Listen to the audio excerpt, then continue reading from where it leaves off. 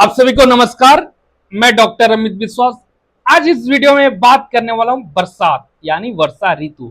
वर्षा ऋतु में हमारे किसान भाई इतने परेशान होते हैं, हर जगह पानी ही पानी, जहां देखो नजर उठाओ दूर दूर तक इतना बाढ़ आ जाता है। तो उस चीज में हम आयुर्वेदिक हिसाब से कैसे घरेलू चीजों को लेके अपने स्वास्थ्य को कैसे अच्छा रख सकते हैं, हमारे बच्चे बूढ़े जो गार्जियन उनको कैसे हम फिट रख सकते हैं, तो उसी चीज को इस वीडियो में बात करने वाले हैं। तो सबसे पहले आपका स्वागत करता हूं इस विशेष कार्यक्रम में, जिसमें हम जानेंगे आयुर्वेद के अनुसार वर्षा ऋतु यानी बरसात का मौसम में हमें कैसे रहना चाहिए, क्या खाना चाहिए और कैसी सेहत का ध्यान हमें रखना चाहिए। यह जानकारी खासतौर पर किसानों और ग्रामीण भाई बहनों के लिए है जो सीधे प्रकृति से जुड़े होते हैं। तो गाइज चलिए शुरू करते हैं। वर्षा ऋतु की पहचान और प्रकृति में बदलाव। वर्षा ऋतु आषाढ़ और श्रावण महीनों में आती है, जो कि अभी वर्षा ऋतु ही चल रही है। इस समय वातावरण इन्वायरमेंट में नमी बढ़ जाती है, मॉइस्चर बढ़ जाता है, पानी का संचार ज्यादा होता है, हर जगह पानी ही पानी, जहां देखो हर जगह बाढ़ आ जाती है। और शरीर में जो हमारी जठराग्नि है, जो कि पाचन शक्ति मतलब डाइजेस्टिव फायर जो हम खाते हैं उसे पचाने में हेल्प करती है, वो कमजोर हो जाती है। हमारी डाइजेस्टिव पावर कमजोर होती है। इसका मतलब ये है, अगर हम लोग कुछ हैवी खाना खाएं, गुरु खाना खाएं, अगर हम लोग बात करें मांसाहारी हैं, जो भी जो मांस का सेवन करते हैं, अगर हैवी खाना खा रहे हैं तो उनको जो डाइजेस्टिव होने में जो टाइम लगता है बहुत टाइम लगता है, और पेट में कहीं ना कहीं विकार उत्पन्न मतलब कोई रोग उत्पन्न करता है। इसीलिए अगर ध्यान दे अध्यात्म की दृष्टि से, तो जो श्रावण मास होता है इसमें शाकाहारी खाने को बताया गया, मतलब शाकाहार भोजन, पेड़ पौधे जैसे फूल पत्ते जैसे अन्न, हम लोग सिंपल भाषा में करें तो दाल चावल खाने को बोला गया है, जिसमें हम लोग मांसाहार एक महीने नहीं खाते। तो यही अध्यात्म जिसमें कि जठराग्नि मंद होती है, इसीलिए हम लोग गुरु खाना खाने हैवी खाना खाने से बचते हैं। तो गाइज अब बात करते हैं जो कि पानी का संचार बढ़ जाता है और शरीर में जठराग्नि बात की है, तो इसे आयुर्वेद में कहा गया है वर्षस्व दोषा प्रविधा जठराग्नि संबंधता, अर्थात इस ऋतु में त्रिदोष यानी वात पित्त कफ असंतुलित डिस्टर्ब असंतुलित होते हैं, विशेषकर वात दोष होता है हमारे बॉडी में बढ़ जाता है। तो गाइस अब बात करते हैं किसानों के लिए क्या सावधानी बरतनी चाहिए, क्योंकि हमारा जो भारत देश है किसानों का देश कहा गया है, जिसमें कि 70% हमारा जो देश है, जो हमारे युवा है, जो पीढ़ी है हमारी किसान से रिलेटेड, मतलब एग्रीकल्चर हमारा बेस कंट्री है। तो इसमें इनके स्वास्थ्य के लिए क्या सावधानी होनी चाहिए, तो कहा गया है तो कहते हैं किसान भाई इस मौसम में जो कि खेतों में काम करते हैं, कीचड़ पानी और बारिश में भीगना आम बात है उनके लिए। तो ऐसे में कुछ ध्यान रखें, क्या रखें ध्यान की बातें, भीगने के तुरंत बाद कपड़े पहने। तो गाइज अगर आप किसान भाई जो बाहर काम करते हैं, अगर वो घर आए तो अगर भीगा हुआ शरीर है तो उसको ज्यादा देर तक हमें भीगे कपड़ों में नहीं रखना है। तो अगर कपड़ा भीग गया तो उसको तुरंत खोल के निकाल के तो सूखे कपड़े पहने, और जो भी शरीर है उसको साफ सुथरा करके गीले कपड़े में ना रहे ज्यादा, क्योंकि आपको फिर फीवर हो सकता है, बहुत सारी बॉडी में अनवांटेड चीजें होंगी, अनफेवरेबल चीजें होंगी, तो गीले कपड़े में ज्यादातर ना रहे। दूसरी चीज, पैरों को धोकर सुखाएं, फंगल संक्रमण से बचाव रखें। जो भी हमारा पैर जो गीला है बाहर से गीला करके आए, तो उसे धो धा के आराम से सूखे कपड़ों से सूखा करें, जिससे कि फंगल इन्फेक्शन, खासकर बरसात की ऋतु में स्किन डिजीज ज्यादा होती है, कहीं कहीं बॉडी पर रेसे आ जाते हैं, बहुत सारे आजकल मौसम में दिखती है, तो उन सब रोगों से आप बच सकते हैं। और काम के बाद जब घर आए किसान भाई, तो पानी, गर्म पानी, सुसुम पानी, गुनगुना पानी, मतलब ल्यूक वार्म वाटर से आप जरूर नहाएं। अगर नहाने की बात करें, अगर आयुर्वेदिक दृष्टि से बात करें, तो उस गर्म पानी में और आप नीम के पत्ते उसमें डाल के खौला के, और उस पानी को मतलब नीम के खौलते हुए पानी को और नॉर्मल पानी मिला के आप नहाते हैं, तो एक कहीं ना कहीं औषधि बन जाती है। तो ऐसे कर सकते हैं, नहीं और कर सकते हैं, हल्दी के पानी में भी आप नहा सकते हैं। तो यह क्या करेगा, आपको एंटीबैक्टीरियल की तरह काम करेगा, घर पे ही आपका आयुर्वेदिक उपचार होगी। तो बाहर डेली आए तो नीम के पत्ते से एक बार जरूर नहा ले, एक दिन बीच लगा के भी नहा सकते हैं, तो ऐसे कर सकते हैं।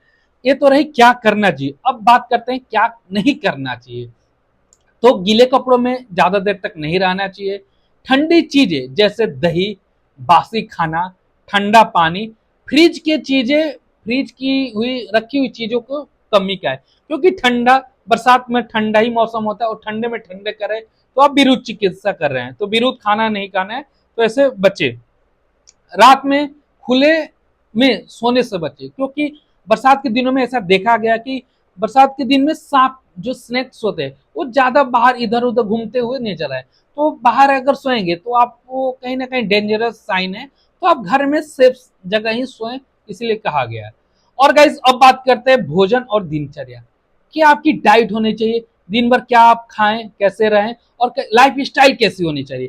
तो गाइज आयुर्वेद कहते हैं कि ऋतु के अनुसार भोजन और जीवन शैली बदलनी चाहिए। जैसा ऋतु हो, गर्मी हो तो गर्मी के हिसाब से खान पीन होना चाहिए, कैसा रहन सहन होना चाहिए। बरसात है तो बरसात में कैसा खाना पीना होना चाहिए, कैसा रहना चाहिए। तो वर्षा ऋतु में पाचन, जैसे मैं शुरू में था, वर्षा ऋतु में हमारी जो जठर अग्नि होती है वो कमजोर होती है। तो अब बात करते हैं क्या खाए। तो गाइज वर्षा ऋतु में गर्म खाना, हल्का और पचने वाला खाना है, यानी लघु आहार, खिचड़ी, मूंग दाल खा सकते हैं, रोटी खा सकते हैं। और बात करते हैं अदरक, काली मिर्च, हल्दी, रोग प्रतिरोग ऐसे कुछ सेवन करेंगे। और इसमें देसी घी जो कि वात को शांत करता है, देसी घी भी रोटी में, दाल में, चावल में लेके खा सकते हैं। और वर्षा ऋतु में बहुत सारे सीजनल फ्रूट्स भी होते हैं, जो कि ताजे फल, जिसमें अमरूद, पपीता, पपीता तो one of the best vitamin, all vitamin आती है, तो पपीता का सेवन खूब करें, अमरूद खूब खाएं। हाँ, सूप और उबली सब्जियां, उबले हुए सब्जी जो भी सीजनल यहाँ वेजिटेबल्स है, उनको उबाल को आप उसका सेवन कर सकते हैं, जो कि आपके हेल्थ के लिए बहुत बेनिफिट है। अब गाइस बात करते हैं दिनचर्या। आपकी डेली लाइफ कैसी होनी चाहिए, दिनचर्या, डेली रूटीन कैसी होनी चाहिए। तो गाइस हमारी जो सुबह की शुरुआत होनी चाहिए, पहले तो सुबह ब्रह्म मुहूर्त, ब्रह्म मुहूर्त पॉसिबल हो तो अच्छी बात है, नहीं तो 5-6 बजे तक आप जग जाए, जल्दी उठे, योग करें, प्राणायाम करें। क्योंकि योग हमारे आयुर्वेद में उसको अलग ही बताया गया कि योग को अलग, मतलब ऊपर दर्जा में रखा है कि अगर स्वस्थ रहना है तो योग करना ही पड़ेगा। तो आप विशेषकर अनुलोम विलोम कर सकते हैं।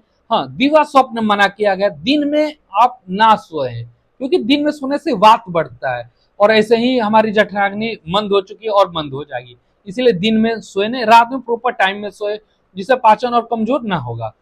रात को हल्का भोजन ले, रात में हैवी भोजन है, अब सुबह की शुरुआत अच्छा मतलब हैवी भोजन कर सकते हैं, लेकिन रात में हल्का भोजन करके ही सोए। और हाँ, एक दिन जैसे 10 दिन, 7 दिन, 15 दिन के बीच में एक दिन का उपवास रखे, ताकि शरीर को विश्राम मिल सके। अब गैस बात करते हैं आयुर्वेदिक घरेलू नुस्खे, जो आपके घर में मसाले हैं, उससे हम लोग कुछ ऐसा सेवन करें जो हमारे शरीर में कम बजट में ही, कुछ रुपयों में ही आपका शरीर फिट रहे। तो गैस पहला बात करते हैं काढ़ा, जिसमें काढ़ा बनाने के लिए हमें ले सकते हैं तुलसी, अदरक, काली मिर्च, दालचीनी, जो कि पानी में उबाल के उसको चाय की तरह बना के उसका चुस्की ले सकते हैं दिन में एक बार। गाइस फिर से मैं रिपीट कर रहा हूँ, काढ़ा बनाने के लिए तुलसी ले सकते हैं, अदरक ले सकते हैं, काली मिर्च ले सकते हैं, और दालचीनी को लेके थोड़ा थोड़ा मात्रा में लेके कूट के, जैसे चाय बनाते हैं पानी डाल के उसको उबालना है, कम से कम 1/4। अगर दो दो गिलास पानी में ये सब डाले हैं तो आधा गिलास लेके उसको चाय की तरह लेके कप में सिप सिप पीनी है। तो दिन भर में सुबह या शाम को आप ले सकते हैं। अब बात करते हैं काढ़ा हो गया। अब दूसरा आयुर्वेदिक क्या नुस्खा मैं आपके लिए लाया हूँ, तेलीय मालिश, मतलब तेलीय मसाज। सर सबसे बढ़िया घरेलू नुस्खा, ऐसा नहीं कि बाजार जाना पड़े, घर में जो है उसी से हम आयुर्वेदिक उपचार करेंगे स्वस्थ रहने के लिए बरसात में। तो दूसरा हो गया सरसों के तेल से मालिश करें। सरसों कटोरी में ले, फिर उसको थोड़ा सा गर्म कर दें, उसके बाद जो सरसों है उसके तेल, सरसों के तेल को लेके पूरे शरीर में मालिश करने अच्छे से रगड़ रगड़ के। तो ये क्या करते हैं, वात दोष, जो हमारे वात प्रकोप होता है बरसात के दिन में, वात दोष को शांत करता है। और जोड़ों के दर्द, जिनको बहुत सारे हमारे माताएं बहनें जो 55 साल 60 साल हो जाती है, घुटने में दर्द होता है, पैरों में दर्द होता है, तो अपनी अच्छे से मालिश करेंगी तो ये सब जो दर्द है उसमें राहत मिल सकती है। और गई तीसरा बात हम शुरू में कर चुके हैं, नीम। नीम की पत्तियां पानी में उबाल कर उसको स्नान करने से त्वचा रोग बहुत से बचा जा सकता है। तो जब भी नहाए, नीम की पत्तियां उसमें पहले से डाल के थोड़ा गर्म करके, थोड़ा ठंडा हो जाए, उसमें पानी और मिला के नहा सकते हैं, बहुत रामबाण इलाज है। और चौथा चीज क्या करेंगे, शहद और हल्दी।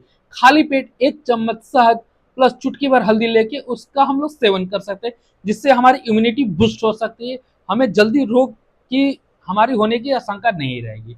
अब गाइस बात करते हैं किसानों के लिए विशेष सुझाव, क्योंकि किसानी जो है हमारे में पहले रीढ़ है, हमारे देश की रीढ़ है, तो किसान को फिट होना बहुत जरूरी है। तो उनके लिए विशेष सुझाव क्या है, जब भी खेतों में काम करते हैं अपने पैर की सुरक्षा जरूर करें, क्योंकि जो पैर होते फिर वहीं आप दिन भर काम करते हो, पैर की सुरक्षा नहीं करें तो रोग वहीं से ऊपर आएंगे।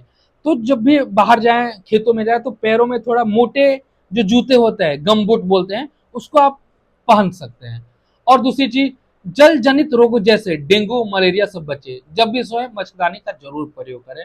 और आसपास जो पानी इकट्ठा हो रही है, क्योंकि जो मच्छर उत्पत्ति होती है, जो गंदे जो पानी बहुत दिन से एक जगह जमा होती है, वहीं से मच्छर उत्पत्ति होती है। तो मच्छर वहीं से पनपते हैं, वहीं पैदा होते हैं। तो ऐसे पानी जो एक जगह इकट्ठा, उसको नाली बनाकर बाहर निकाल दे, मतलब पानी को इकट्ठा न होने दे बरसात के दिनों में।